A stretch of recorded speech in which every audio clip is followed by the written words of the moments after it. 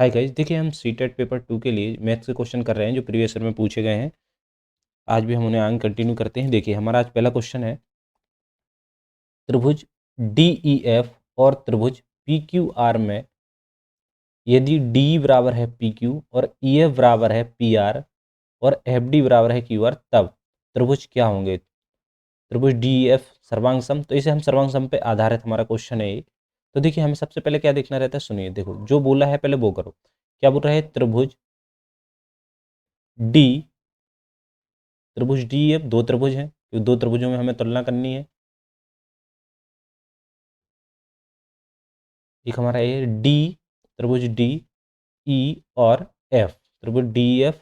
फिर कौन सा है, त्रिभुज पी क्यू और आर। ठीक है, तो सबसे पहले क्या है, डी बराबर है पी क्यू, तो डी के बराबर है पी क्यू, इस वाली भुजा इससे बराबर है। ठीक है, ई एफ बराबर है पी आर, तो ई एफ बराबर है पी आर, इस वाली भुजा के बराबर है। ठीक है, एफ डी बराबर है Q R, F D, F D बराबर है क्यू आर के, तो इस वाली की भुजा इससे बराबर है। तो देखो इसमें कौन सी सर्वांग समता लग रही है, इसमें तीनों भुजाएं बराबर, तो इसमें भुजा भुजा भुजा वाली सर्वांग समता लग रही है। ठीक है, भुजा भुजा के कारण ये क्या होंगे, त्रिभुज सर्वांग सम होंगे। ठीक है, तो हम इसमें बोल सकते हैं कैसे, सुनो, डी, तो हम कहाँ से बोलेंगे, देखो डी ई एफ, तो हम बोलेंगे त्रिभुज डी ई एफ, त्रिभुज डी ई एफ सर्वांग समय किसके है, जैसा यहाँ से लिया हमने डी ई एफ, ऐसे हम लेंगे। देखो क्यू पी आर, तो इसको हम बोलेंगे त्रिभुज क्यू पी आर, तो हमारा देखो यहाँ कहीं दिख रहा है, तो हमारा ये वाला हो गया त्रिभुज डी ई एफ सर्वांग समय त्रिभुज क्यू पी आर। तो देखो हम देख रहे हैं कि हमने जितने भी पेपरों जितने क्वेश्चन किए हैं इसमें देखो सर्वांग सम का क्वेश्चन पूछा गया है। तो सर्वांग सम के लिए हमें क्या है, सर्वांग सम के लिए 4 कंडीशन रहती है, उनको हमें याद करनी है। ठीक है, उनको हमें थोड़ा ध्यान रखना है। सर्वांग सम में देखो एक होती है, ध्यान रखना, सर्वांग सम होंगे क्या, जिनके कोण, जब दो त्रिभुज क्या होंगे सर्वांग सम, दो त्रिभुज जिनके अंग, कोण और भुजाएं समान हो, अंग कोण और भुजाएं समान हो, उसे हम सर्वांग सम कहेंगे। ठीक है, हूबहू बिल्कुल एक जैसे। जैसे मैंने बोला कि एक व्रत है, एक व्रत है, यदि इसकी एक त्रिज्या है 5 सेंटीमीटर, ऐसे सेम एक दूसरा व्रत है, इसकी त्रिज्या भी कितनी है, 5 सेंटीमीटर, तो इसको हम बोलेंगे सर्वांग सम है। मतलब ये दोनों एक जैसे हैं बिल्कुल, उसे हम सर्वांग सम बोलेंगे। तो कंडीशन कौन कौन सी होती है, तो इसमें हम सर्वांग सम की होती है 4 कंडीशन। ठीक है, तो क्या रहेगा, देखो एक रहेगा भुजा कोण भुजा, भुजा कोण भुजा, एक रहेगी कोण कोण भुजा, कोण कोण भुजा। ठीक है, और एक और क्या रहेगा हमारा, भुजा भुजा भुजा भुजा, और एक रहेगी हमारी आर एच एस। मतलब इसमें रहेगी हमारी साइड एंगल साइड, जिसे हम बोलेंगे साइड एंगल साइड, इसे हम बोलेंगे एंगल एंगल साइड, और इसे बोलेंगे हम साइड साइड साइड, और इसे हम बोलेंगे राइट एंगल हाइपोटेनियस। और इसमें क्या रहेगा, देखो एक त्रिभुज समकोण त्रिभुज रहेगा, इसमें एक तो क्या बनेगा, देखो राइट एंगल, मतलब 90 डिग्री का कोण बन रहा होगा। ठीक है, दो त्रिभुज होंगे इसमें, जैसे एक ए वाला है और एक ए वाला है। ठीक है, इसमें हमने माना ए, ये हमारा ए, बी, ये हमारा सी, ऐसे हमने इसको माना डी ई एफ। ठीक है, इस वाले में तो इसमें क्या रहता है, एक 90 डिग्री कोण देखो बन रहा है इसमें, और राइट एंगल, और राइट एंगल दोनों बराबर, इसके बराबर ए है, एक भुजा इसके बराबर में होगी, तो ए वाली भुजा इसके बराबर है, तो ये हम बोलेंगे कि समकोण, क्या बोल, ये कौन सी रहेगी, समकोण कर्ण भुजा वाली सर्वांग समता। समकोण कर्ण, एक समकोण, एक 90 डिग्री एंगल बन रहा हो, एक भुजा बराबर हो और एक हाइपोटेन्यूस बराबर हो, समकोण कर्ण भुजा वाली सर्वांग समता है। ठीक है, इसमें क्या रहेगा, जब दो त्रिभुज रहेंगे, ठीक है, ऐसे एस में क्या रहेंगे, दो त्रिभुज रहेंगे, ए वी सी, और एक है डी ई और एफ। इसमें क्या रहेगा, भुजा साइड एंगल साइड, मतलब साइड, इस वाली साइड इससे मिल रही, इसकी इससे मिलेगी, और एंगल, और ए वाला एंगल मिलेगा, इसका एंगल मिलेगा, और ए वाला क्या मिलेगा, फिर साइड मिलेगी इसकी साइड में, तो हम बोल सकते हैं साइड एंगल साइड वाली सर्वांग समता। ऐसे इसमें क्या रहेगा, दो त्रिभुज रहेंगे, तो ए वाली को हम कैसे समझेंगे, जब दो एंगल एंगल साइड, तो इसमें क्या रहेगा, दो त्रिभुज रहेंगे। ठीक है, दो त्रिभुज रहेंगे, ए वी सी और ए डी ई एफ, इसमें क्या रहेगा, एंगल एंगल साइड, ठीक है। तो एंगल एंगल साइड कैसे बोलोगे, मान लो ए वाला एंगल इससे मिल रहा, ए वाला एंगल और ए वाला एंगल, ठीक है। ए वाला एंगल इससे मिल रहा और क्या मिल रहा है इसके बाद, और एक साइड मिल रही, इसके बराबर में एक साइड मिल रही। मान लो ए वाला कोण अल्फा है तो ए भी अल्फा होगा, ए कोण बीटा है तो ए भी कोण बीटा होगा। तो हम बोलेंगे कि ये वाली कौन सी सर्वांग समता है, तो हम बोलेंगे त्रिभुज ए बी सी सर्वांग सम है त्रिभुज किसके, डी ई एफ के। तो ए वाली होगी क्लियर। अब होती है, अब ए वाला बचा हमारा साइड साइड। तो ए वाली में तो सिंपल है, इसमें क्या होगा देखो, साइड साइड साइड वाली सर्वांग समता। इसमें क्या रहेगा, तीनों साइड अगर मिल रही हैं सेम, ठीक है, तीनों साइड ए बी सी, ऐसे ही क्या रहेगा डी ई एफ। तो देखो इसकी साइड इससे मिलेगी, ए वाली साइड मान लो एक कोई साइड इससे मिल रही और ए वाली साइड इससे मिल रही, ठीक है। तो हम बोलेंगे कि ये क्या है हमारा त्रिभुज एबीसी सर्वांग सम है त्रिभुज डीई एफ की। क्लियर है, ठीक है। नेक्स्ट क्वेश्चन पे आते हैं, देखिए एक चतुर्भुज है एबीसीडी में एंगल डी बराबर है 60 डिग्री और एंगल सी बराबर है 100 डिग्री। तो एंगल ए और एंगल बी के समद्वि भाजक बिंदु पी पर मिलते हैं, तो एंगल ए पी पी की ए पी बी की माप बताना है। तो एक एक क्या है, एक चतुर्भुज है ए बी सी डी, तो हमने यहां से बना दिया एक चतुर्भुज है, ठीक है। एक चतुर्भुज है ए वी और ये हमारा सी और ये हमारा डी, एक चतुर्भुज है। इसमें क्या है, एंगल डी कितना है 60 डिग्री है, तो हमने लिख लिया एंगल 60 डिग्री। एंगल सी कितना है हमारा, ए हमारा 100 डिग्री, ठीक है। अब एंगल ए और एंगल बी के समद्विभाजक कहाँ मिल रहे हैं, एंगल ए और एंगल बिंदु पी पर इनके समद्विभाजक मिल रहा है, ठीक है। तो हमने क्या करा, देखो एंगल डी 60 डिग्री, तो आप सुनो, देखो इसमें क्या रहेगा, आसन्न कोण 180, आसन्न कोणों का योग होगा 180 डिग्री। आसन्न कोण मतलब ए वाले कोण और इन कोणों को मिला के होगा 180 डिग्री होता है। तो हम बोलेंगे angle A plus angle D बराबर कितना होता है 180 डिग्री। तो यहाँ से हम एंगल ए निकालेंगे, तो एंगल ए कितना निकलेगा 180 और डी का मान है 60, तो माइनस के 60 बराबर कितना निकलेगा 120। 120 से पूरा है टोटल यहाँ का 120, तो एक कोण कितने का होगा आधा 60 का, और ए भी कितने का हो जाएगा 60 का। हमें निकालना ए पी बी जो समद्विभाजक है, ए पी बी का जो समद्वि, तो हमें ए वाला कोण निकालना है। क्लियर है यहाँ, तो ए वाला हमारा 60 आ गया। ऐसे ही हमारा ये वाला होगा angle C plus angle B बराबर कितना हो जाएगा 180 डिग्री। तो हमें कितना दिया है, एंगल सी दिया है 100 प्लस बी बराबर 180 डिग्री। तो एंगल बी का मान आ जाएगा हमें यहाँ से क्या आ जाएगा 80 डिग्री, मतलब 80 डिग्री ये आ गया, और एंगल ए का मान 120 आया। तो यहाँ से देखो जब 180 है तो ए वाला एंगल कितना हो जाएगा 40 डिग्री, आधा आधा होगा ना समद्विभाजक 20 से काटेगा 40, तो इन टोटल का योग कितना होना चाहिए टोटल इसका, तो हम बोलेंगे एंगल इसको हम क्या बोलेंगे 60 plus theta plus 40 equal to 180 degree होगा। तो यहाँ कितना हो जाएगा 100 प्लस टीठा इक्वल टू कितना होगा 180 डिग्री। तो टीठा बराबर हो जाएगा 180 डिग्री माइनस 100, तो टीठा बराबर हो जाएगा हमारा 80 डिग्री। तो यहाँ हमें एंगल का मान निकल आएगा कितना 80 डिग्री, ठीक है। नेक्स्ट क्वेश्चन पे आते हैं, देखिए एक उत्तल समबाहुभुज के सभी अंतःकोणों का योगफल कितना है, कितना है 1080 डिग्री है। तो प्रत्येक अंतःकोण की माप बताना है। तो हमें पता है कि अंतःकोण का योग क्या होता है, देखो अंतःकोण का योग होता है n minus two into 180 degree, ठीक है। तो हमें ये पता है कि 1080 ये दिया है, और यहाँ से हम निकालेंगे n माइनस टू इंटू 180, तो इससे जो कट रहा हम काट देंगे, ठीक है। तो 108 बराबर हो जाएगा 18n माइनस का 18 दूनी 36, ठीक है। अब 108 प्लस 36 इसमें ऐड कर दो, हो जाएगा हमारा 18n, यहाँ से मिलेगा 8 से 14 4 1 44 n, तो n का मान मिलेगा हमारे 18 से डिवाइड करेंगे तो 18 8 144, तो 8 मिलेगा। तो n का मान हमें मान भुजाओं की संख्या मिल गई n। तो अब होता क्या है अंतःकोण, अतः बहुभुज का अंतःकोण क्या होता है, अंतःकोण बहुभुज का अंतःकोण होता है n minus two into 180 degree upon n, ठीक है। तो हमें क्या अंतःकोण की माप बताना है, तो समबहुभुज का अंतःकोण होगा n माइनस टू हमें पता है 8, तो 8 माइनस 2 इंटू 180 डिग्री अपॉन 8, ठीक है। यहाँ से आ जाएगा हमें 6 इंटू 180 डिग्री अपॉन हो जाएगा 8, 2 3 जा 6 2 4 जा 8, ठीक है। 4 चौको 16 4 पंचे 20, तो कितना आ रहा है देखो 5 3 15 4 3 12 1 13, तो 135 डिग्री ये आ रहा है एंगल। तो 135 डिग्री हो जाएगा। अंतःकोण का माप कितना हो जाएगा? 135 डिग्री। देखिए अब नेक्स्ट क्वेश्चन आओ, देखो आंकड़े दिए गए हैं हमें, तो कि परिसर, बहुलक और माध्यक का माध्य बताना है। तो देखो ये क्वेश्चन प्रत्येक पेपर में पूछा गया है, लगभग सभी पेपरों में आया है, तो ये क्वेश्चन बार बार आता है, ठीक है। इस पे आधारित देखो, इसमें हमें क्या करना रहता है, इसको हमें उसमें लगाओ, असेंडिंग ऑर्डर में लगाओ इसे सबसे पहले। तो सबसे पहले हम क्या करेंगे, देखो सबसे इसमें लगाएंगे, सबसे पहले छोटा देखो 0, ठीक है। इसके बाद क्या आ रहा है, देखो 0 हमारा हो गया। फिर हमारा 2 कितनी बार आया है, 1 2 3 4 बार 2 आया, इससे बड़ा।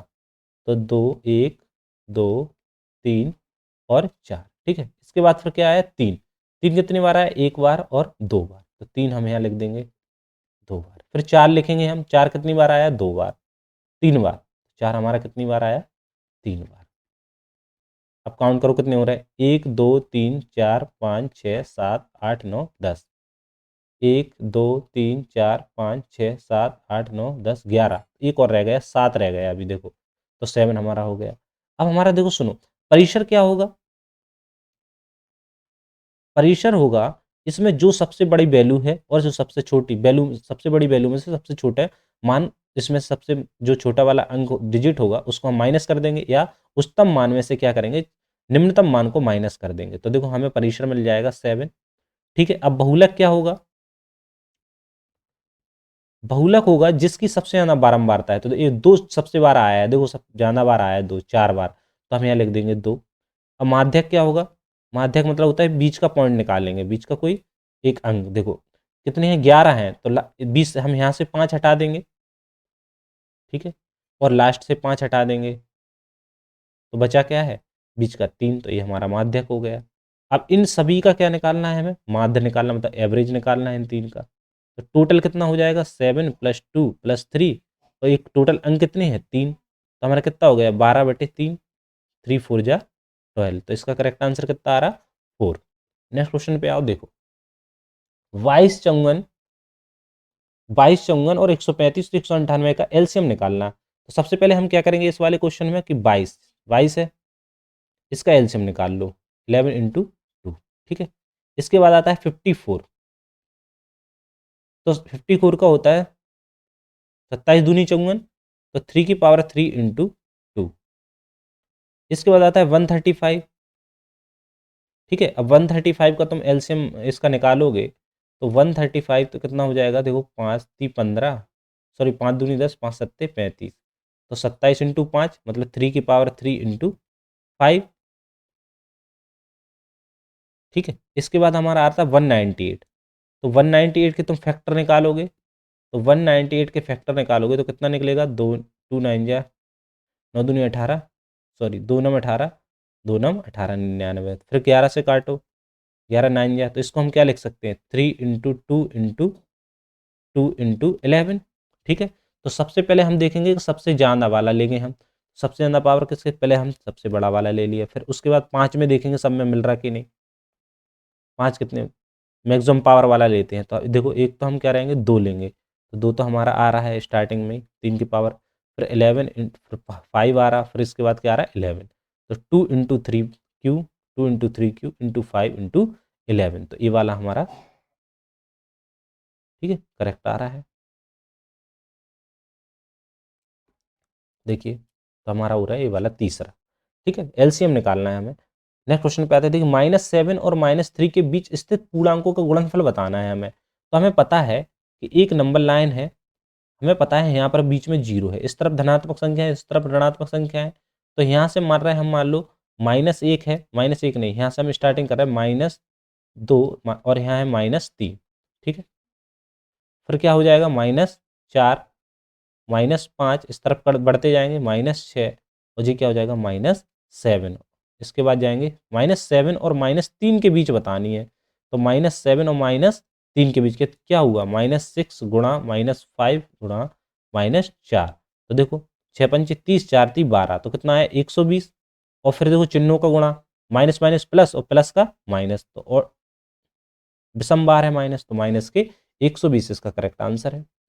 नेक्स्ट क्वेश्चन पे आते हैं, देखिए ये वाला, इसमें हम क्या करेंगे, सबसे पहले हम 1 को लिखेंगे ऐड करके, 1 हो गया, ठीक है। फिर इसमें देखो एक अंक के बाद इसमें क्या लगोगे, दशमलव, पहले इसको ऐसे लिख लो, इसमें क्या हो जाएगा, जब एक एक जीरो है लास्ट में तो एक के बाद दशमलव लगा दो, 1.1 प्लस 2 अंक के बाद है तो 2 अंक के बाद दशमलव लगा दो, 0.11 प्लस यहाँ कितना है 3 अंक, 3 जीरो है तो 3 अंक के बाद दशमलव, तो 0.111। ठीक है, इसमें कितना है 4 जीरो है तो 4 अंक के बाद दशमलव लगा दो, तो 0.10 हम बढ़ा लेंगे, 1 2 3, तो 4 अंक हो गए। ठीक है, फिर हम ऐड करेंगे 1।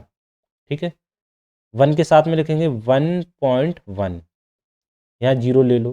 ठीक है, इसके बाद लिखेंगे हम 0.11।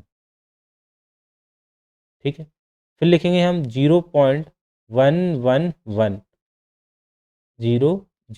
ठीक है, फिर इसके बाद 0.0111, तो यहाँ 0 0 0 0। ठीक, तो ये हो जाएगा 1, यहाँ 2, कितना आ जाएगा ये 3, और ये आ जाएगा हमारा 1 2 3, यहाँ भी 3 आ जाएगा और यहाँ आ जाएगा 2, तो 2.3321, 2.3321 ये वाला करेक्ट आंसर है। ये दशमलव का जोड़ है। 2 वर्ष पहले खरीदी गई किसी मशीन के मूल्य में 12% वार्षिक दर से अवमूल्यन होता है, यदि इसका वर्तमान मूल्य कितना है, इतना है, इसका क्रय मूल्य कितना होगा। तो देखो, जब भी इस टाइप के क्वेश्चन आया हम आपको, तो इसमें सबसे पहले क्या करना है, इसकी फ्रैक्शन वैल्यू निकालो। तो 12% कितना हो जाएगा, 12 का हो जाएगा हमारा 100 करोगे, देखो 2 6 जा 12, 50, इसको फिर काटोगे 2 3 जा 6, और तो इसको हम लिखेंगे 3/20, ये इसकी फ्रैक्शन वैल्यू हो गई। नहीं तो हमें डायरेक्ट याद होनी चाहिए। ठीक है, तो कितना हो गई 3/25 हो गई, वैसे होती है 12.8, तो वो नहीं होती, वो 1/8 का होता है फ्रैक्शन, 3/25 हो गई। तो इसमें क्या करेंगे, इसको हम मानते हैं ओरिजिनल वैल्यू। ठीक है, तो ये कितनी समय वर्ष कितना दे रहा है, मशीन के मूल्य में 12% वार्षिक दर से अवमूल्यन होता है, यदि इसका वर्तमान मूल्य इतना है 2 वर्ष में। तो देखो, पहले मान लो, पहले कितनी थी इसकी 25 थी, बाद में कितनी हो रही, 3 कम हो जा रही, 22 22। ठीक है, फिर बाद में 25 कितना हो गया, ठीक, ये कितना हो रहा है 25 25 कितना हो जाएगा 625, ये कितना हो जाएगा हमारा 22 का 484। ठीक है, अभी क्या करा, यदि अवमूल्यन वर्तमान मूल्य, इसका वर्तमान मूल्य कितना है, इतना है 9680। यदि आप इसको काटोगे तो ये जाएगा हमारा कितने बार 484, किससे कितना गुना है ये, इससे 20 गुना है, तो हम इसका 20 में मल्टीप्लाई करेंगे तो 625 × 20। ठीक है, तो 5 दूनी 10, 2 दूनी 4, 1 5, 6 दूनी 12, तो ये हो जाएगा 12,500, 12,500। तो ये हमारा इसका आ रहा है आंसर करेक्ट। ठीक है, नेक्स्ट क्वेश्चन पे आते हैं। देखिए, गुणनफल x² - 2, ये वाला है हमारा क्वेश्चन। तो x² और x के गुणांक बताना है हमें, तो x² - 2, और ये हो जाएगा हमारा 1 - 3x + 2x²। ठीक है, इसका मल्टीप्लाई करो, तो x² का पहले हम मल्टीप्लाई करेंगे इसमें, x² का पहले हम करेंगे इसमें, फिर x² का करेंगे इसमें, फिर x² का करेंगे इसमें। ठीक है, तो x² माइनस के 3x3, फिर इसका इसमें किया x² फिर x का, फिर x² किया इसमें, तो 2x⁴। ठीक है, फिर हम माइनस का करेंगे, तो माइनस का 2 प्लस का 6x माइनस के 4x²। स्क्वायर ये कितना हो जाएगा, माइनस के 3x² हो जाएंगे, और क्यू कितने हैं, देखो माइनस के 3x³ प्लस के 2x⁴ प्लस 6x। तो इसमें x² का गुणांक है -3, x² का गुणांक, और x का गुणांक कितना है 6, x का गुणांक हो गया 6। तो हमें क्या करना है, इनका योगफल, तो -3 प्लस के 6 = 3, तो इसका करेक्ट आंसर आएगा 3। देखिए नेक्स्ट क्वेश्चन आइए। देखिए, किसी ठोस घन की प्रत्येक भुजा कितनी है, हमें 150% दिए, वृद्धि की जाए तो इसके पृष्ठीय क्षेत्रफल में हुई वृद्धि। तो जब भी वृद्धि बोले पृष्ठीय क्षेत्रफल में वृद्धि हो रही, तो इसके लिए डायरेक्ट निकलता है x + y + xy/100। तो जितना परसेंट दिया है हमें, कितना 150 + 150 + 150 × 150, ठीक, अपॉन 100, काट दो इससे, तो ये कितना हो जाएगा, ये हो जाएगा हमारा 300 प्लस ये हो जाएगा हमारा 225, तो ये हो जाएगा हमारा 525%, 525 इसका वृद्धि होगी। Thank you all.